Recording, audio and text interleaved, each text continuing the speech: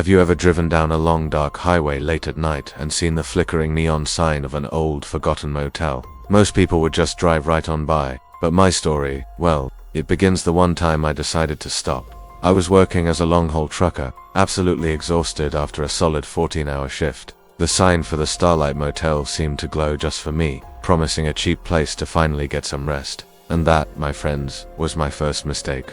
The guy at the front desk was skeletal, with these hollow eyes that seemed to look straight through me. He just handed me the key to room 7. No smile, no have a good night, nothing, just silence. The room itself felt like a time capsule straight out of the 70s. It had this faded brown carpet, dark wood-paneled walls, and a strange smell.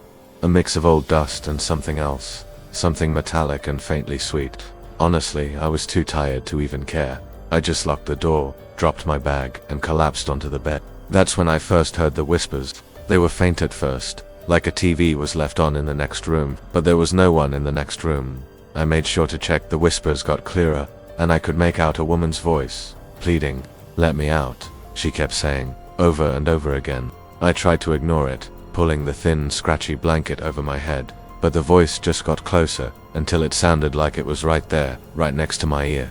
And then, a loud banging erupted from inside the wardrobe. 3 distinct, heavy knocks. Boom, boom, boom. My heart felt like it was going to pound its way out of my chest. I stared at the wardrobe doors, completely frozen, as one of them began to slowly creak open. It was just pitch black inside, a kind of darkness so deep it felt like it was actively swallowing the dim light from the room.